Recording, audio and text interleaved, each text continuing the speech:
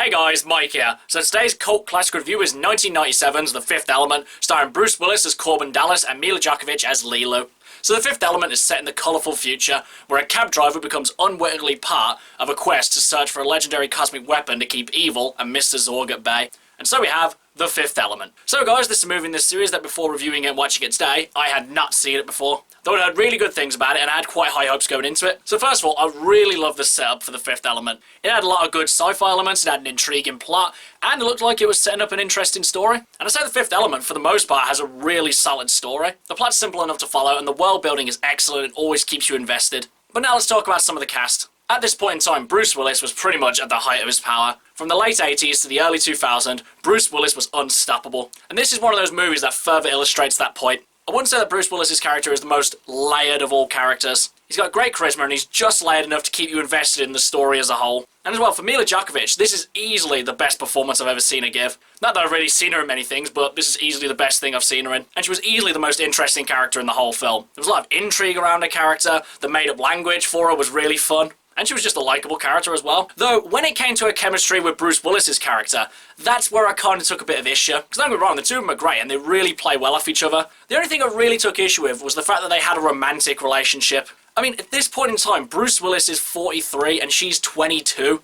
He's old enough to be a dad, and that's kind of how I saw the relationship. More of a father-daughter kind of thing. But the age difference aside, I don't think they had a lot of romantic chemistry to begin with, but still, it wasn't that distracting that it detracted from my enjoyment of these two together. Though honestly, going into this, the performance I was really looking forward to see was Gary Oldman as Zorg. Gary Oldman is an absolutely phenomenal actor, and I'd say that Gary Oldman is definitely one of the least typecast actors in Hollywood today, so I was really looking forward to seeing what he would do in this film. But if I had to be honest, I'd say the most memorable thing about Gary Oldman's character in this is the fact that it's Gary Oldman who's playing him. Not that I say he's bad by any stretch of the imagination, I just don't think he did enough to earn that iconic status for me. But still, having said all that, Gary Oldman is really good in this film. But easily, the worst character in the entire movie has to be Chris Tucker's character. Now, Chris Tucker's not an actor who I particularly follow, but every kind of clip I've seen him in like the Rush Hour movies, he's been really funny. So I looked forward to seeing what he had to offer for this film. But my God, from the second this guy came on screen,